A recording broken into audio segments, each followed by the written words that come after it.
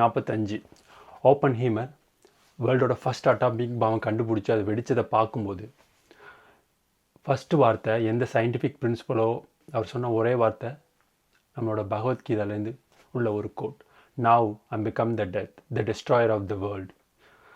ஆனால் ஒரு வெஸ்டர்னில் இருக்க ஒருத்தர் இந்த பகவத்கீதாவை இவ்வளோ படித்து அண்டர்ஸ்டாண்ட் பண்ணும்போது நம்ம நாட்டோட ஸ்கிரிப்சரை நீங்கள் நானும் எப்போ கடைசியாக படிச்சிருக்கோம்?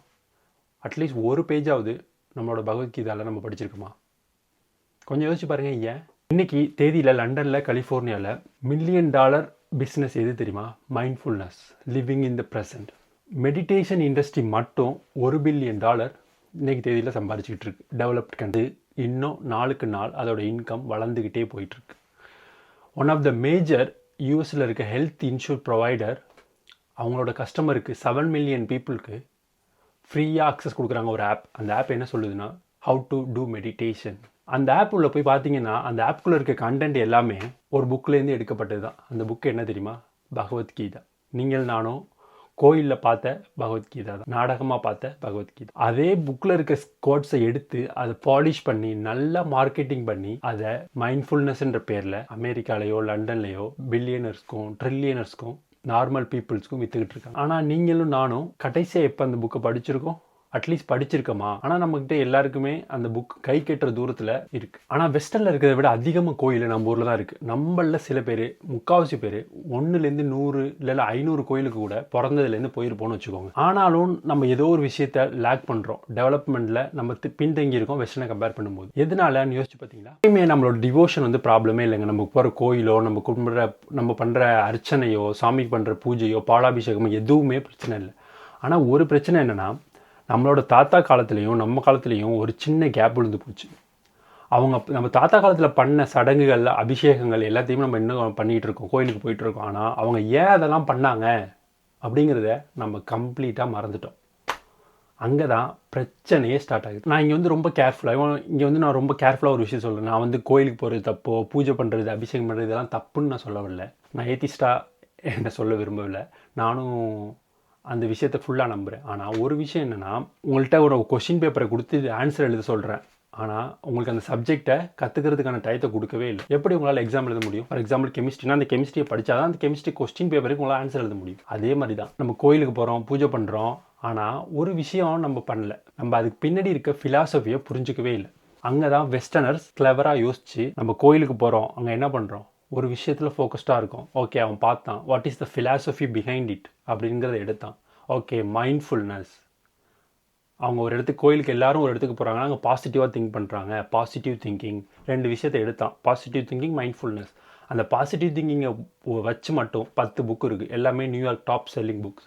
மைண்ட்ஃபுல்னஸ் மெடிக்கல் இண்டஸ்ட்ரியில் $1 பில்லியன் பிஸ்னஸ். நம்ம பண்ண ரிச்சுவல்ஸ் அதை வெஸ்டர்னஸ் பண்ணல. ஆனால் நம்ம பண்ண ரிச்சுவல்ஸுக்கு பிஹைண்ட் இருக்க ஃபிலாசபி என்ன அப்படிங்கிறத எடுத்துகிட்டு அதில் அவன் பெரிய ஆளாக போயிட்டான். பகவத்கீதை இன்னொரு விஷயமும் சொல்லியிருக்கு. என்னோட மிகப்பெரிய ஃபேவரட் கோட் ஃப்ரம் பகவத்கீதை என்னென்னா, you have a right to your actions, not to your result. இது வேர்ல்டில் இருக்க one of the famous icon. அவங்களோட பேர் வந்து C.N. பெலக். அவங்க என்ன பண்ணாங்களா, அவங்களோட லைஃப் முழுக்க ஒரு விஷயத்துக்காக ஸ்பெண்ட் பண்ணாங்க. என்னென்னா, why athletes are choke under pressure. அதாவது ஒரு normal athlete, for example Usain Bolt மாதிரி ஒரு அத்லீட் எடுத்துக்கோங்க. அவங்களோட ப்ராக்டிஸ் செஷனில் இருக்கும்போது அவங்களால நல்லா ஓட முடியுது. சிரிச்சுக்கிட்டே குழந்த முகமாக அவங்களோட அந்த ப்ராக்டிஸ் ரன்னிங்கை முடிக்க முடியுது, ட்ரைனிங்கை முடிக்க முடியுது, மற்றவங்கள்ட்ட ஃப்ரீயாக பேசுகிறாங்க. ஆனால் அதே அத்லீட் அவங்க ஒலிம்பிக், ஃபார் எக்ஸாம்பிள் ஒலிம்பிக்கில் பார்ட்டிசிபேட் பண்ணுறாங்க. அந்த ஸ்டேடியத்துக்குள்ளே போனதுமே அவங்க பாடி அண்டர் டென்ஷன் ஆகிடுது, ப்ரெஷர் ஆகிடுது. அந்த அத்லீட் எதனால why they are choke under ப்ரெஷருங்கிறது சைக்காலஜிஸ்ட் ஸ்டடி பண்ண ஆரம்பித்தாங்க. அவங்க கண்டுபிடிச்சது என்னென்னா, ஒரு நல்ல அத்லீட் அந்த ரேஸை முடிக்கிறதுக்கும் ஒருத்தன் அந்த ரேஸை முடிக்க முடியாமல் கால் இழுத்து கை இழுத்து கீழே உழுவுறதுக்கும் ஒரே வித்தியாசம்தான். எப்போ ஒரு அத்லீட் நான் வந்து எவ்வளோ ஸ்கோர் எடுக்க போகிறேன், நான் எப்போ ஜெயிக்க போகிறேன், நான் எப்படி ஜெயிக்க போகிறேங்கிறத யோசிக்க ஆரம்பிச்சிட்டானோ அந்த நிமிஷமே அவன் பண்ண ப்ராக்டிஸ் எல்லாம் அவன் மூளை மறந்து ஆட்டோ பைலட்டில் இருந்து ஓவர் திங்கிங்கு போக ஆரம்பிச்சிருது. அங்கே தான் ப்ராப்ளமே. ஸோ ஓவர் திங்கிங்கு போக ஆரம்பிக்கும் போது அவன் ஒரு நாளும் ஓடின ட்ரைனிங், அந்த செஷன், அந்த ப்ரீத்திங், அந்த மசில் ஆக்டிவேஷன் எல்லாமே மறந்து போயிடுது. இதை தான் பகவத்கீதாவில் 3000 வருஷத்துக்கு முன்னாடியே சொல்லியிருக்காங்க. எந்த ஒரு விஷயத்தை வேணாலும் பண்ணலாம், ஆனால் அதுலேருந்து வர ரிசல்ட் உன் கையில் கிடையாது. You have the right to do the actions, but not the result. நம்ம இதை வந்து நம்ம தப்பாக எடுத்துக்கக்கூடாது. இதனால நம்ம வந்து ரிசல்ட் டசன்ட் மேட்டர்னு சொல்லி எந்த ஒரு விஷயம் பண்ணுறதுக்கு முன்னாடி நம்ம ரிசல்ட்டை பற்றி திங்க் பண்ணணும். ஃபார் எக்ஸாம்பிள் நம்ம ஒரு இடத்துக்கு போகிறோம்னா அங்கே என்ன நடக்க போகுதுன்னு திங்க் பண்ணணும். ஆனால் நம்ம ரிசல்ட்டை மட்டுமே திங்க் பண்ணக்கூடாது அப்படிங்கிறது தான் பகவத்கீதா சொல்லுது. The more you hold the result, the more you hold the grip towards the result. நீ எவ்வளோ டைட்டாக ஒரு ரிசல்ட் எனக்கு வேணும், நான் ஜெயிக்கணும், எனக்கு ஜெயிக்கணும், இந்த வேலை எனக்கு கிடைக்கணும்னு நீ நினைக்கிறீங்களோ அந்த அளவுக்கு நீங்கள் உங்களோட ஃபோக்கஸ் இன்டர்வியூவில் இருக்காது. இன்டர்வியூக்கு போனால் இன்டர்வியூவில் ஒழுங்காக ஆன்சர் சொன்னால் தான் அந்த வேலை தானாக கிடைக்க போகுது. ஆனால் நம்ம வேலை கிடைக்கணும், இந்த வேலை கிடைச்சா என் குடும்பம் நல்லாயிருக்கும், இந்த வேலை கிடைக்கணும், எப்படியாவது இந்த வேலையை நான் விட்டுறக்கூடாது அப்படின்னு யோசிக்க இன்டர்வியூவில் கேட்குற ஒவ்வொரு கொஸ்டினுக்கும் அதிகமாக உன்னால் பதில் சொல்ல முடியாது. ஏதோ சொல்லுவேன். அங்கே தான் நான் தப்பு பண்ணுறோம். இந்த கதையில் ஒரு 2 பேர் எடுத்துக்கலாங்க. ஒருத்தர் அர்ஜுன், ஒருத்தர் கார்த்திக். 2 பேரும் ஒரு கம்பெனிக்கு இன்டர்வியூக்கு போகிறாங்க, ஒரு வேலைக்கு. 2 பேரும் ஒரே வயசு தான், ஒரே காலேஜில் படித்து ஒரே டிகிரி. 2 பேருக்கு கனவு கூட ஒன்று தான், எனக்கு இந்த வேலை கிடைக்கணும் அப்படின்னு. 2 பேரும் இன்டர்வியூக்கு போகிறாங்க. இன்டர்வியூ அட்டன் பண்ணி முடிச்சுட்டு வந்ததுக்கப்புறம் 2 பேருக்கும் செவ்வாய்க்கிழமை காலையில் ஒரு இமெயில் வருது. Unfortunately we do not move forward on your resume அப்படின்னு ஒரு ரிஜெக்ஷன் இமெயில் 2 பேருக்கும் வருது.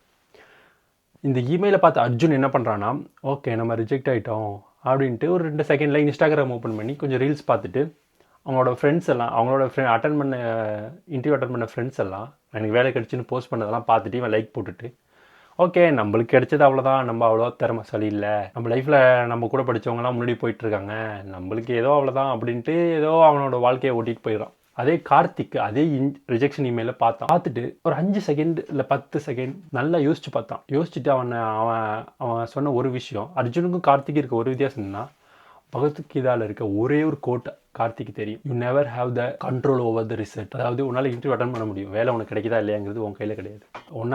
உன்னோட வேலை என்னென்னா ஃபுல் ஃபோக்கஸ்டாக உன்னால் முடிஞ்ச பெஸ்ட்டை உன்னோட இன்டர்வியூவில் பர்ஃபார்ம். உடனே கார்த்தி நினச்சிக்கிட்டான், நான் பர்ஃபார்ம் பண்ணிட்டேன் பெஸ்ட், எனக்கு இந்த ரோல் கிடைக்கல, இதை விட பெரிய ரோல் கிடைக்கலாம், இதை விட அடுத்த ரோல் கிடைக்கலாம் அப்படின்னு சொல்லிட்டு, ஸோ அடுத்த இன்டர்வியூவில் நான் என்ன பெஸ்ட்டாக 2 விஷயத்தை என்கிட்ட இம்ப்ரூவ் பண்ணலாம், ஒன்று கம்யூனிகேஷன் இல்லை ஐ கான்டாக்ட், ஏதாவது ஒரு 2 விஷயத்தை நான் இம்ப்ரூவ் பண்ண வேண்டிய விஷயங்கிறத பேப்பரில் எழுதி வச்சுட்டு அவன் நிம்மதியாக அன்னைக்கு தூங்க போயிட்டான். ஆனால் அர்ஜுன் நான் சரியில்லை, நான் தப்பு, என்கிட்ட திறமை இல்லைன்னு அன்னைக்கு நைட்டு முழுக்க தூங்கலை. ஒரே விஷயம் தான், ஒருத்தர் தூங்காமல் இருக்கான், ஒருத்தர் அதுலேருந்து கற்றுக்கிட்டு தூங்க போயிட்டான். அதே ஃபாஸ்ட் ஃபார்வர்ட் பண்ணி 4 வருஷம் கழிச்சு பார்த்தீங்கன்னா 2 பேரும் ஏதோ ஒரு வேலையில் இருக்காங்க, அர்ஜுனும் கார்த்திக்கும். ஆனால் கார்த்திக் வந்து ஒவ்வொரு விஷயத்துலையும் கற்றுக்கிட்டு நம்ம அடுத்ததுக்கு போகணும் அப்படிங்கிறத ஒரு மைண்ட் செட்டில் பில்ட் பண்ணிட்டான். ஆனால் நம்ம அர்ஜுன் எந்த நடந்தாலும் சின்ன சின்ன விஷயம் அவனை ஹர்ட் பண்ணிக்கிறான். இது என் மேலே தான் தப்பு, எனக்கு தான் ப்ராப்ளம், இதுதான் நம்மள முக்கால்வாசி பேர் நம்ம பண்ணிக்கிட்டு இருக்கோம். எந்த விஷயம் நடந்தாலும் நம்ம அதுலேருந்து கற்றுக்கிட்டு மூவ் ஃபார்வர்ட் பண்ணுறதுல மட்டும் தான் ஃபோக்கஸ் பண்ணணுமே தவிர இல்லை ஏன் மேலே தப்புன்னு என்ன நம்மளே நோண்டக்கூடாது. நான் இதுதான் உங்கள்கிட்ட சொல்ல விரும்புறது. கடைசியாக உங்கள்கிட்ட சொல்ல விரும்புறது என்னென்னா, இந்த ஒரே விஷயம் தான். நான் உங்களை வந்து டெய்லி உட்காந்து மெடிடேட் பண்ணுங்கன்னோ இல்லை பிராணாயாமா பண்ணுங்கன்னோ நிறையா கோயிலுக்கு போங்கன்னோ சொல்ல விரும்பலை, இல்லை உட்காந்து பகவத்கீதை புக்கை படிங்கன்னு சொல்ல விரும்பலை. நான் உங்கள்கிட்ட சொல்ல விரும்புகிற விஷயம் என்னென்னா, ரியல் லைஃப்பில் எப்போ ஒரு சேலஞ்சிங்கான கான்வர்சேஷனுக்குள்ளே நீங்கள் போகிறீங்களோ, உங்கள் ரிலேஷன்ஷிப்குள்ளே போகிறீங்களோ, அப்போ எல்லாமே ஒரே விஷயம் தான் நீங்கள் மைண்டில் நினச்சிக்கோங்க. ஒரு 10 செகண்ட் தான். My job is to put an effort, not to control the result. எந்த விஷயத்தை நான் பண்ணாலும் நான் அதை ஃபுல் ஃபோக்கஸ்டாக பண்ணுறேன், அதுலேருந்து வர்றது நல்லதோ கெட்டதோ அது என் கையில் கிடையாது அப்படிங்கிற ஒரு விஷயத்தை மட்டும் உங்கள் மைண்டில் ஒரு 2 செகண்ட் நினச்சிக்கோங்க. அது உங்கள் வாழ்க்கையில் ஒரு பிக் இம்பேக்டை கொடுக்கும். நீங்கள் நினச்சி பார்க்க முடியாத அளவுக்கு உங்களுக்கு சந்தோஷத்தையும் சக்ஸஸையும் கொடுக்கும். ஒரு சின்ன மைண்ட் செட் தான். உங்கள் முகத்துக்கிட்ட உங்கள் மைண்டுங்கிறது ஒரு சின்ன விஷயம் தான். ஃபார் எக்ஸாம்பிள் நீங்கள் ஜிம்முக்கு போகிறீங்க, ஒரு வெயிட்டை தூக்கும் போது அந்த வெயிட்டை எப்படியாவது தூக்கணும்னு நினச்சிங்கன்னா அங்கேயே அந்த வெயிட்டை தூக்கிறதுக்கான எபிலிட்டி உங்களை விட்டு போயிடும். ஆனால் நீங்கள் உங்கள் மைண்டுக்கிட்ட ஓகே இந்த வெயிட் இங்கே இருக்குது, இது சேலஞ்சிங்காக இருக்குது, ஆனால் என்னால் அதை பண்ண முடியும் அப்படின்னு சிரிச்ச முகத்தோட சந்தோஷமாக அந்த வெயிட்டை தூக்குனீங்கன்னா உங்களால் தூக்க முடியும். இதுலேருந்து கற்றுக்கிறது ஒரே விஷயம் தான். உங்கள் மைண்டு அதோட எபிலிட்டியை நீங்கள் ப்ரெஷர் போட்டோடனே அது லூஸ் பண்ணிவிடுது. அதை ஃபோக்கஸ் பண்ணோம், எப்படி இவ்வளோ எவ்வளோ வெயிட்டு நம்ம எவ்வளோ ப்ரொடியூஸ் பண்ணணும், எப்படி தூக்கணும் அப்படிங்கிற எபிலிட்டியெல்லாம் அது சுக்குநூறாக உடஞ்சிரும் நீங்கள் ப்ரெஷர் போட்ட உடனே. ஸோ என்றைக்குமே உங்கள் மைண்டுக்கு ப்ரெஷர் போடாதீங்க, ரேதர் ஃபோக்கஸ் பண்ண சொல்லிக் கொடுங்க. ஐம் கோனா டூ இட், என்னால் இது பண்ண முடியும் அப்படின்னு அந்த வெயிட்டை தூக்குனீங்கன்னா தூக்க முடியும். அந்த ஒரு விஷயத்தை தான் நம்ம கற்றுக்கணும். எனக்காக ஒரு விஷயத்தை பண்ணுங்கள். அடுத்த தடவை நீங்கள் கோயிலுக்கு போகும்போது ஒரு அர்ச்சனை பண்ணும்போதோ பாலாபிஷேகம் பண்ணுற போதோ மணி அடிக்கிறாங்க தெரியுமா கோயிலில், அதெல்லாம் நடக்கும்போது கொஞ்சம் நல்லா யோசிங்க உங்கள் மைண்டை. எனக்கு கடவுள்கிட்ட இது வேணும் அது வேணும்னு சொல்கிறத விட்டுட்டு அது எல்லாத்தையும் கொஞ்சம் நல்லா டீப்பாக யோசிச்சு பாருங்கள். அங்கே எல்லாமே நீங்கள் என்ன பண்ணுறீங்கன்னா நீங்கள் மைண்ட்ஃபுல்னஸாக இருக்கீங்க, அவ்வளோதான். as simple as that. அங்கே நீங்கள் எதை பற்றியும் கவலைப்படாமல் அங்கே இருக்க சுற்றி இருக்க விஷயத்தையெல்லாம் கவனிக்கிறீங்க. அதை தான் நம்ம எல்லாரும் நம்ம லைஃப்பில் பண்ணோம். நம்ம எங்கே இருக்கமோ அதுதான் நம்மளோட நம்ம இப்போ வீட்டில் இருந்துட்டு வேலையை பற்றி நினைக்காம, வேலையில் இருந்துட்டு வீட்டை பற்றி நினைக்காம, கோயிலில் இருக்க மாதிரி கோயிலில் இருக்கும்போது அங்கே இருக்கிறத தான் நம்ம கவனிக்கிறோம். அந்த ஒரு விஷயத்தை தான் பண்ணணும். வெஸ்டர்னில் இருக்க எல்லாருமே வெஸ்டர்னில் இருக்கும் திறமையான பேர் இந்த பகவத்கீதாங்கிற புக்கில் இருக்கிற பெஸ்ட் விஷயத்தெல்லாம் உள்ளேருந்து வெளில எடுத்து அதோட சைக்காலஜியை புரிஞ்சுக்கிட்டு அதை பெட்டராக மார்க்கெட்டிங் பண்ணி மைண்ட்ஃபுல்னஸ் நம்மள்கிட்ட சொல்லிட்டாங்க. ஆனால் நம்ம நாட்டோட ஸ்கிரிப்சர் அதை நம்மள எத்தனை பேர் படித்தோங்கிறது மிகப்பெரிய கேள்வி. அது எல்லா லாங்குவேஜ்லேயும் ட்ரான்ஸ்லேட் பண்ணப்பட்டிருக்கு. ஸ்பிரிச்சுவாலிட்டிங்கிறது கிரிஞ்சுங்கிற ஒரு மைண்ட் செட்லேருந்து வெளில வாங்க. உங்கள் ஃபோன்லேயே பிடிஎஃபை டவுன்லோட் பண்ணி அட்லீஸ்ட் டாப் 5 லெசன்ஸ் பகவத்கீதாலேருந்து 10 லெசன்ஸ் என்னென்ன அப்படிங்கிறத நீங்கள் ஒரு லைனில் கூட எழுதி வச்சுக்கோங்க. உங்கள் ஃபோனில் நோட்ஸில் சேவ் பண்ணி வச்சுக்கோங்க. நீங்கள் நினைக்கிற மாதிரி பகவத்கீதா கோயிலில் போய் உட்காந்துக்கிட்டு யோகியாக இருக்கவங்களுக்கு தான் யூஸ்ஃபுல்லாகவும் கிடையாது. உங்களை மாதிரி நீங்கள் நானும் மாடர்ன் டே லைஃப்பில் இருக்கிற நம்மளுக்கு பகவத்கீதா ரொம்ப ரொம்ப யூஸ்ஃபுல்லாகும். த பெஸ்ட் கோட் அது என்றைக்குமே நம்புறேன். You have the right to your action, not to the results. இந்த வீடியோ பார்த்ததுக்கு ரொம்ப நன்றி. என்றைக்குமே உங்கள் மைண்ட் செட்டை இம்ப்ரூவ் பண்ண நீங்கள் உங்களோட லைஃப்பை சஃபரிங் இல்லாமல் வாழலாம். I'll see you in the next video. Thank you for watching this video. ஒருத்தர் சப்போர்ட் பண்ணுவோம். சப்ஸ்கிரைப் பண்ணுங்கள். கண்டிப்பாக உங்களோட டைமுக்கு வேல்யூவான கண்டென்ட்டை நான் ப்ரொவைட் பண்ணுவேன். See you in the next video. Bye.